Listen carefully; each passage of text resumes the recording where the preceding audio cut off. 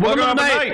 I'm Tony. I'm Borden. We're going to talk about Star Trek. It was great. We loved it. Thanks for watching. See you guys next week.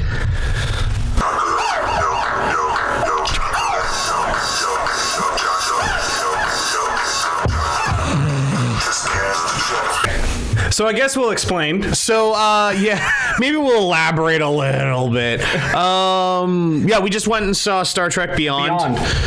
Fucking great film. I liked it. Yeah, continuing why.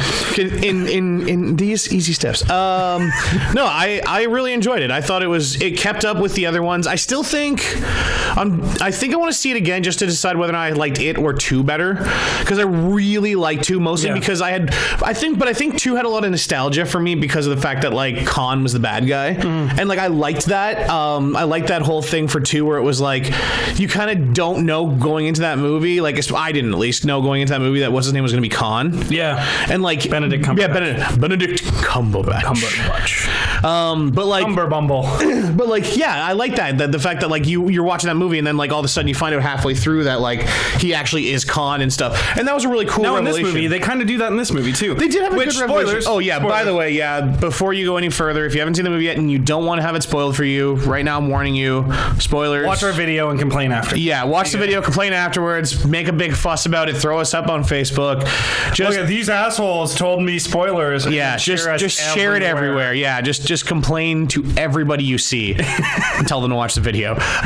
So spoilers from this on out. Yeah, like I like that with the bad guy. They did that with the bad guy in this. I like that though. Like I like the bad guy did seem. I think that redeemed the bad guy for me in this movie. It did, because I was like, this guy's because he kind of seemed generic to me at first, and I was like, okay, yeah, he's just some alien dude. I don't really know what his like at first we don't know what his motivations are, and that was the biggest problem I was having with the movie up until the point where they kind of reveal who he is, and we'll get to that a bit later. Yeah, Idris Elba. Yeah, like Idris Elba too. I didn't see that coming. I was like, oh man, and I felt like it was him, but I didn't know for sure. I was like, I'm sure he's a famous black actor. I was gonna say, like, I'm sure the voice did sound familiar to me the whole movie, and there was points when I was listening to him talk, and I was like, who is that? Now his villain name, what was it again? It was Crawl. Suck on these crawls.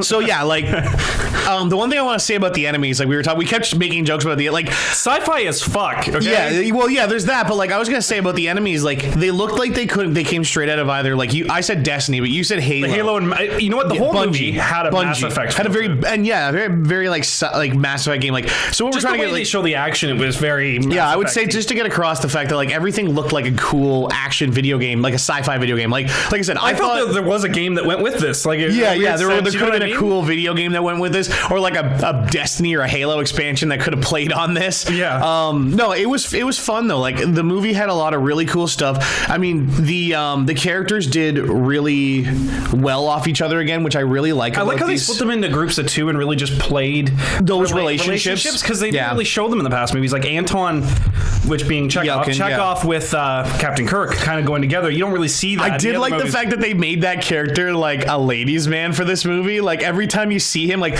that first he was scene, checking her ass out. You can't. It's subtle because if when you go see the movie or if you haven't seen it yet, when they first meet, what was her name?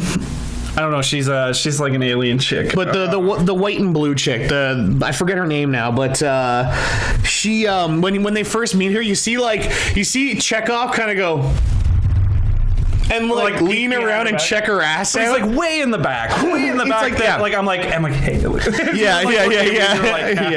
Yeah. And like, but I did like the fact that like they kind of did develop that character a bunch in this movie, with the fact that like in one of the first scenes when Kirk is doing his log and he's talking about like basically relationships on the ship and stuff like that, and they show that one couple going in like into the one room making out, and then they show Chekhov getting thrown out of some girl's room and he's like in his underwear basically. And I was like, yeah. And then like every other time you see Chekhov throughout that movie, he's like Kirk, he's like hitting on every chick he meets and stuff like that. I like that kind of little transition that they did to kind of like, it's unfortunate though, because I mean once again, like it's so sad that actor I wonder how they're gonna do this. Just tragically. Are they going to kill him off in the next movie? Are they going to recast him? I heard rumors that they were going to recast him. Which, I mean, there's two ways they can go. There's two ways they can go. They kind of have to recast him. That's the thing. Is like Chekhov is a pretty important member of the crew. Either A, I have two like there's two ways I see this going. A, they won't kill him off. It's super like not tasteful to do that. It's like Paul Walker's character in Fast and the Furious. They didn't like kill him off because you can't do that, right? Like it's super not untasteful to like. It's like, well, he died in real life, so he must die now. He must die now. No. Yeah, exactly. No, but like with Paul Walker's character, they wrote him out of the story. I have a feeling they're either going to do that, they're either going to write him out of the story, and in the next movie, which I'm sure there will be another one because I'm sure this one did well or is going to do well. Mm-hmm. They're either going to make a mention at the beginning of the next movie that he got promoted and he's got his own ship or something like that. That's my theory. It's either if they don't continue with the character, if they replace the actor, that's one thing. They might do that. I remember my thought is that if they keep the character out of the movies from now on, my thought is that they're going to be like, oh, Chekhov's not with us anymore because he's captain of his own ship now. I don't think they'll do that. You don't think so? Here's why. Because I read an article, I can't remember where, but it was the producer saying that I think he strongly wants to go for recasting. Okay. Because really, you should essentially have Chekhov. I know, Chekhov is a pretty big part of the crew. They could write it in because this whole Star Trek universe kind of takes place in an alternate universe after the initial story, where stuff has changed and time's different. Yep. I'm just wondering who they would recast. Like, who could they I have pick? No idea. They're going to pick the guy that plays Spider-Man. Or what's his name? What's his name from Ender's Game? He could probably do it. Maybe. No. Yeah. Is he old enough now? Oh, yeah. Yeah. He would be. Maybe. I was thinking someone like maybe like Miles Teller or something like that. The guy that was in the, that like gun running movie, the trailer that we saw before him. Maybe him or something like that. I don't like him as an actor. No, fucking sucked in Fantastic Four. Have you watched? Oh no, what did I? Yeah, never mind. Anyway, we'll get sidetracked. We're getting sidetracked already. I hope they recast him, and it's nothing against Antoine. I would have rather had Antoine for the whole series. Anton. Sorry. Yeah. Anton was great. Like so great. Anton Yelkin was great. Yeah, Anton Yelkin was great. It's unfortunate, but like I said, we'll see where they go from here. Like with that. I mean, moving back onto the story, I like that, like, the movie essentially started off, like, pretty much right away with them just getting totally fucked up. Yeah, like... half the movie's them getting fucked up. We were joking about the fact that, like, the USS Franklin? Yeah, the ship that they find on the plane. After so basically the movie starts with them, like, there's a distress beacon. They go into this, like, uncharted territory, and then it's obviously a trap, which, like, you kind of see that coming, but whatever. It sets up the storyline. And then they immediately get, like, the ship just totally fucking... by, like, like, these ships that are almost like a pack of bees, where they bolt in. Yeah, like a hive of... Like, yeah, it's almost like a hive mind. Yeah, like, they work on, like, almost like a hive mind thing where it's like, yeah.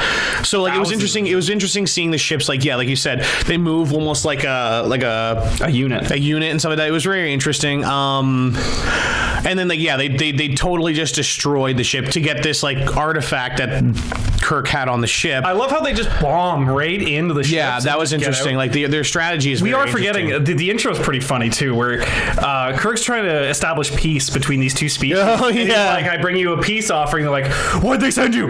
Yeah. Why are they giving it to you?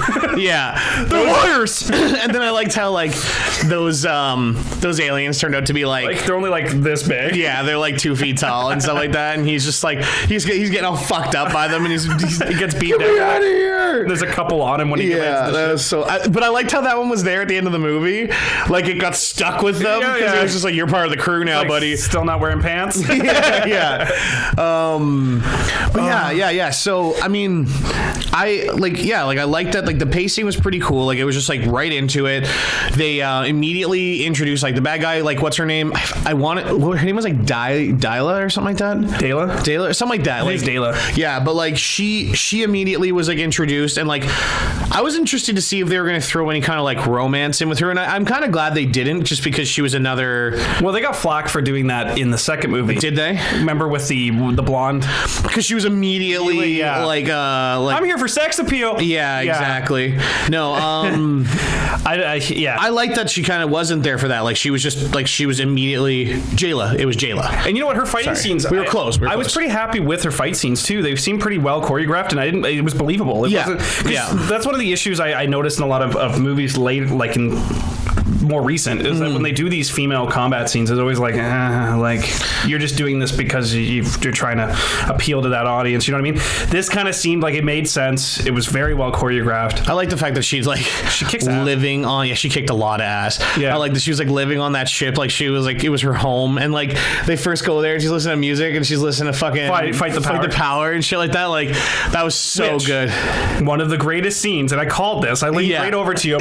They needed to disrupt the frequency on these hive minds to mess up their patterns because they work as a unit. Yeah. So they're like, we're gonna broadcast something loud and like disruptive to like get them, and then like immediately I leaned over. I'm like, it's sabotaged by Beastie Boys. Yeah. And that music starts playing. I just like how Kirk's like, yeah. I like how they're like, is that classical? That's classical music, right? Yeah. Bones. He's like, yeah. Is that classical music? Like, I just love the concept that's like their. It would idea be too. I mean, it's like 200 years from now. Well, yeah, exactly. That's the funniest part. So like that was great. Like you said, I feel like as you get to know these characters more and more, like you like them more and more. Like Scotty and like the other two movies set that up too. And I feel like when they had that scene with Kirk talking to the doc, what's his name again? I'm not a McCoy. He was talking to McCoy. They didn't. It was just this very fluent conversation between two friends, and they didn't really have to emphasize any fact about them other than these two are friends from the past two movies. And that kind of continues to the whole movie. And that's one of the strengths of having a movie this far into a series like this. It's like there's no explanation needed. Yeah, it's like you don't need to be explained. Like this movie, like you said, the characters have already. There's a lot of these inside jokes. Yeah, like the characters have already set themselves up in this universe, and you're right. Like it does work out very well. McCoy and Spock through the whole movie, kind of going back and forth. Well, that was always a thing in the original series, and they've always been doing that since the beginning of the movies. Like they've always had that animosity between the two of them. Like it's like a love-hate relationship. Yeah, it's like a love-hate relationship. Because, like, you know that they actually respect each other and stuff like that. But, like, they do make a lot of, like, fucking comments. When Spock signed him up to go with him to take out one of those hive ships, which, huge design flaw. If you just have to hit a lever to suck the pilots out of your own ships. No, I'm not saying you're wrong. Yeah, that was... No, well, think about the way their ship's designed, though, because if you watch them, the way that they work, they slam into, like, that ship, and then the front opens, and then they come diving out the front. What I want to know is how did those two pilots get... Because initially, they had done it by accident during a fight. They had pulled them, and they got sucked out. Yeah. The second time, when they go to take one to do that music to play Beastie Boys, they had gone into the ship, and immediately both him and McCoy and Spock are just like that, and just pull it, right? Yeah. Why did they get sucked out? Like, what the fuck? Because movies, that's why. More science. Oh, yeah. So, they have the old ship, the USS Franklin. Yeah. They need to get enough velocity to get out into space because originally the ships were only made in space. And they were launched from space. Which was really cool. That was a really cool little fact. The fact that they were like, these ships were made in space. They were never meant to come off the ground. Yeah. Which is true. Like, I mean, all of these spaceships are pretty... It's kind of like boats. You're not going to just build a boat on land and then drag it to shore, right? So, it was kind of funny when they're like, okay, we need to get velocity. So, they pretty much take it off a mountain.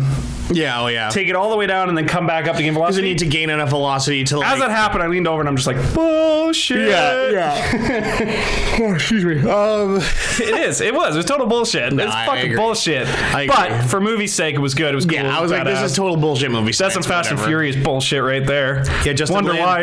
Yeah, Justin Lin. The director from Fast and Furious did these ones. But yeah, no. Like I was saying, like, and as they got further into the story, like, and they started realizing what was going on, like, I like the fact that they realized who Krall was. Like, he ended up being the captain of the USS Franklin. Like, just prolonging his life with some alien technology. Yeah, they didn't really. Did they go into what the technology was, or like all he said was that they found something that could prolong life. I wonder if that'll be in a director's cut, or it'll be something, or maybe something. I don't know.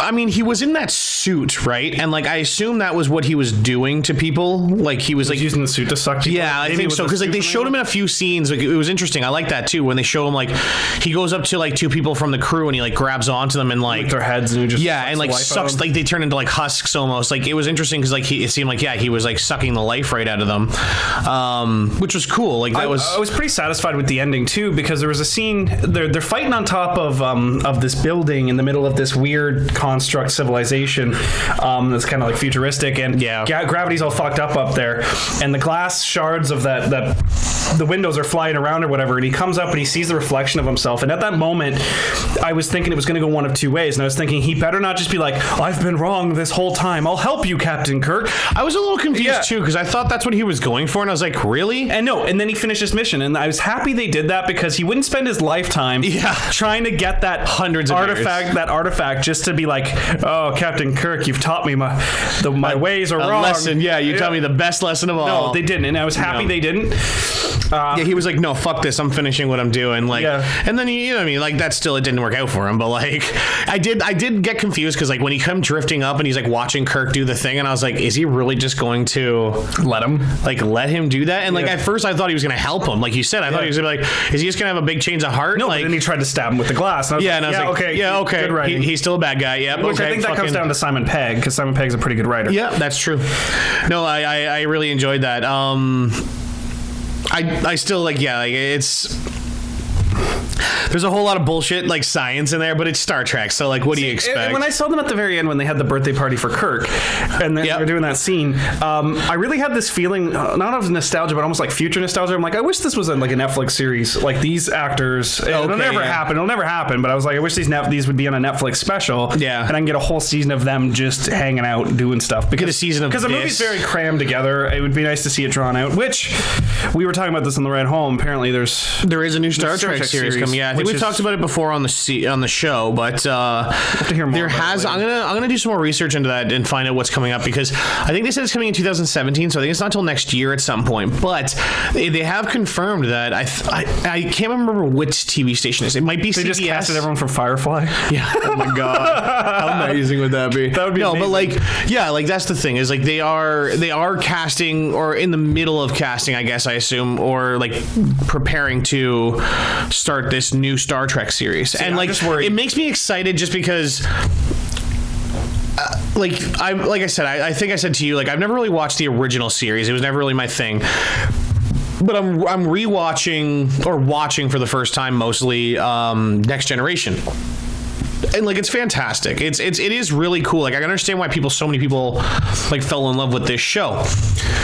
And it's like you said, like it'll be interesting to see like who they cast and who they pick, because I would like to have another show like that where it's just you're a crew immediately pulled into it. Yeah, you're immediately pulled into it, and I love shows like that because, like Firefly, like you said, like Dr. it's all about, it's all about the crew. Like especially shows that are based around like being on a ship like that. It's all about like you falling in love with the main crew and everything like that. And like it'll be interesting to see. And it's like you said, like I honestly will see another one of these films. Like I can't say that like I've never not seen the trailer and been like, I'm not going to see that. Yeah, I'm like, I'm going to watch it. It's going to happen. I will say this: the first trailer for Beyond was not very good. They shouldn't have played Sabotage in the trailer. Yeah, that's fair. It would because I totally predicted it. I'm like, they played it in the trailer, they'll play it now. Yeah. I'm worried if they do a TV series that it'll be picked up by someone like Fox or one of these big. No, I think it's on CBS or something like that. It's on one of the big networks. Anytime those big networks pick them up, the moment they'll just cancel it out of nowhere and then just fuck up the show forever, like they did with Firefly, and it just pisses me off. Who knows? I want Netflix, man. Netflix gets everything. Yeah, Netflix should make their own. I was gonna say that would be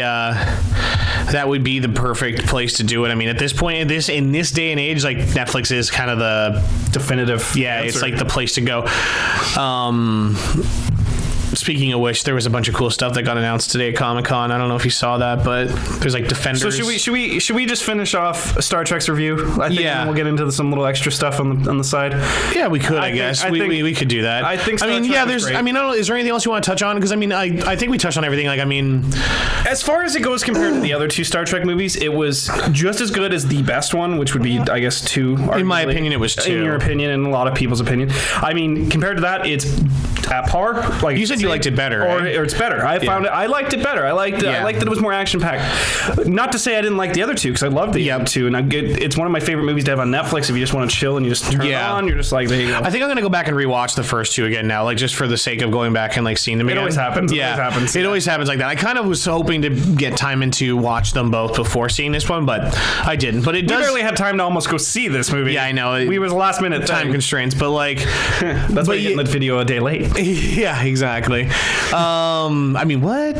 Yeah, no, it's like I said, like I want to watch the first two again, and then kind of like I think I'll see this one again. Get into New Generation. I might even just start from the original series and try to work my way. The problem with watching the original series again is I was gonna say it's a little dated. That's the only problem. At least with Next Generation, it had 90s graphics, which like are passable mostly, but like we're talking like 60s and shit. Like when it comes to when it comes to like the original Star Trek, so it's pretty evident. Yeah, lizard monsters with in like rubber suits. Yeah, foam boulders. So Comic-Con, you're saying that Comic-Con had Defenders announced. I did see pictures for that. They showed trailers for Daredevil, Luke Cage, Jessica Jones, Iron Fist, and Defenders, and Punisher. Like, holy shit. There's going to be so much stuff to watch. It's going to be ridiculous. Here's the other thing that's really cool that they announced today. Marvel Agents of S.H.I.E.L.D. next season is going to have Ghost Rider.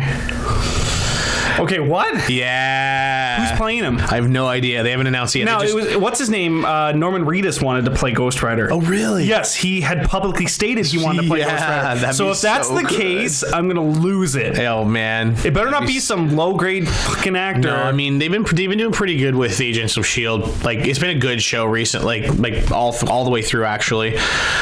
But yeah, I saw that announcement today where they said like next season, like it's just Nicolas Cage again. Oh my god, no.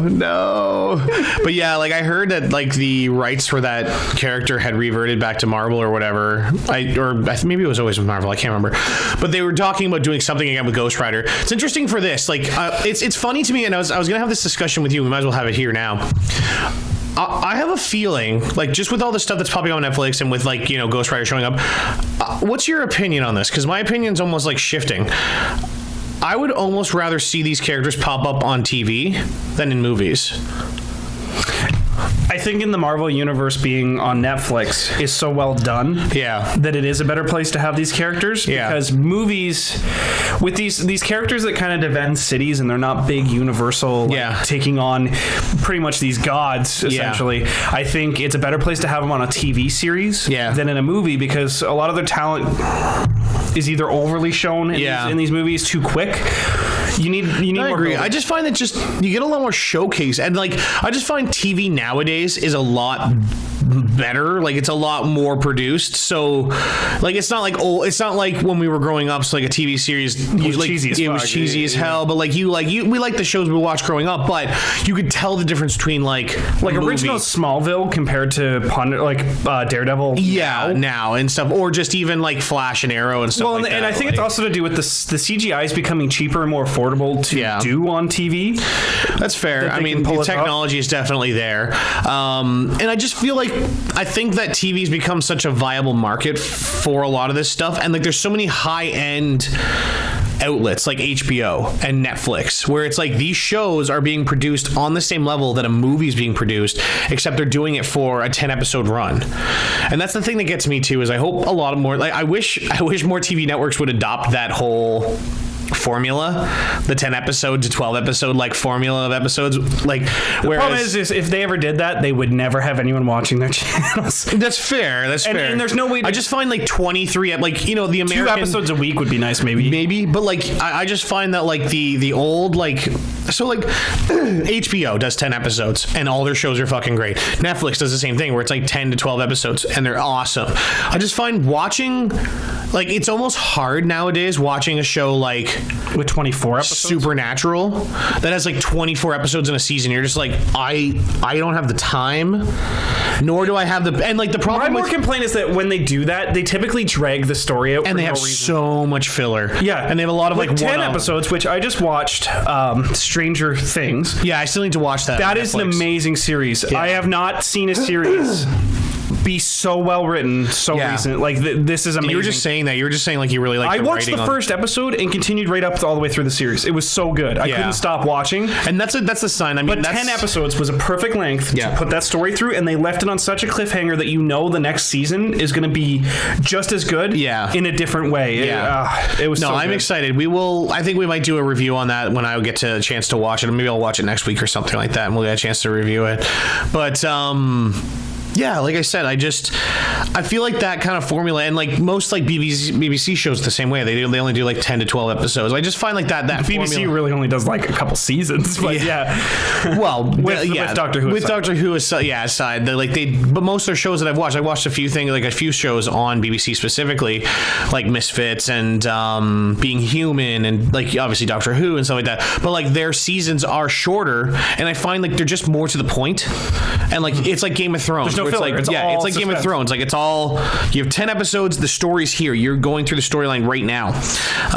Whereas like a show like even shows like Flash and Arrow, there's a lot of like one-off episodes where it's like, here's the bad guy. Leaving me? I'm leaving you. Yeah, well I'm not leaving you. Oh. Yeah, well and then there's a lot of like, okay, here's main storyline. And then for some reason we're just gonna ignore that main storyline for a week and we're gonna fight this bad guy of the week. It's like Supernatural, where like Sam and Dean are like, for the first like 5 seasons of that show, they're like, Dad wouldn't have wanted us to do that. Yes, he would, but Dad's not here. Like, and then they're back on to the next episode. And they wasted like 10 minutes an episode, and the very next episode is the same spiel. Dad wouldn't have wanted us to do that. Well, Dad's not here, and then it's like the next. Like, fuck off. You're very right, but like, and then like like I said, like even that show, when it got to the point where, because like Supernatural started off with more like Monsters of the Week, almost like it was more like Scooby-Doo.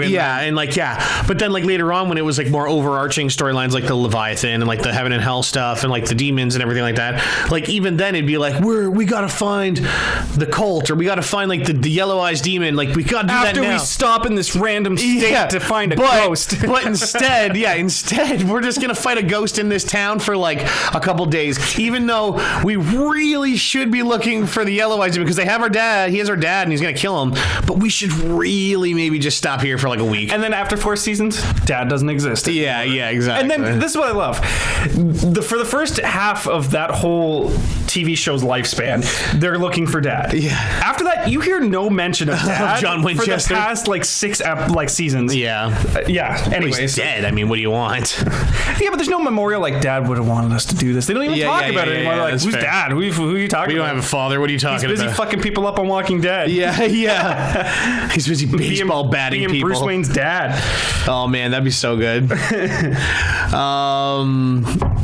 Yeah, I think that's a good place to end it. I don't know where we were going with that, but I don't know. But like, I think there was. No, I think that was it from Comic-Con. There's a few other things I think from Comic-Con, but I might save it for... We have a next episode. We have next week's episode, and I think because there might be stuff coming this weekend that reiterates on that other stuff. Yeah, because there's been a lot more stuff. Like there's been a few things pop up from Suicide Squad. Like there's been a few things from DC that I think we'll save it for a whole episode where we talk about all the stuff that happened at Comic-Con, because I have a feeling it goes all weekend. I know for sure, and like I have a feeling we're probably going to see some stuff pop up in the next 2 days over Saturday and Sunday that blow our minds. Well, Comic-Con usually has a lot of like big reveals, and like I have a feel that we like, even like I said, like even like just the mention of like Luke Cage, like all the stuff. Well, my like that's gonna be fucking sweet. They even announced Defenders, like my Facebook pulled up that I had shared like the Comic-Con Batman v Superman like stuff a year ago or something like that. I was like, aha. Yeah. So like I said, I have a feeling we're gonna see some more news pop up from Comic-Con this weekend. So maybe next week we'll do an episode on that.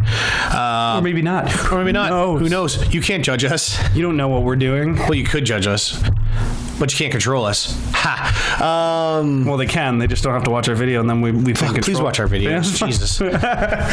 Man. I'm putting ideas in their head. No, don't do it. They have to watch our videos. Don't do it. They don't have obligated. They don't have ideas of their own. Don't do it. Thanks for watching, guys. Once again, go check out Star Trek Beyond if you haven't yet. It's a fantastic movie. Definitely holds up with the other two in the series, I would say. And if you are following Comic-Con, there's probably some cool shit happening. If you're following us right now, keep following us. Don't forget to like, subscribe, and share the video with your friends. Watch our game videos. We have videos. Yeah, watch our Let's Play videos. We'll have another one next week. They are coming up every week. We will. Yeah, next week. It's gonna be Saturday when this video's up. So yeah, next week. We'll probably. Do you think we'll probably play something new? We'll probably play something. Yeah. I found a $2 Steam game that looks scary and it had good reviews. So we might play some cheap ass Steam game. All right, we'll talk to you guys later. See ya. Bye.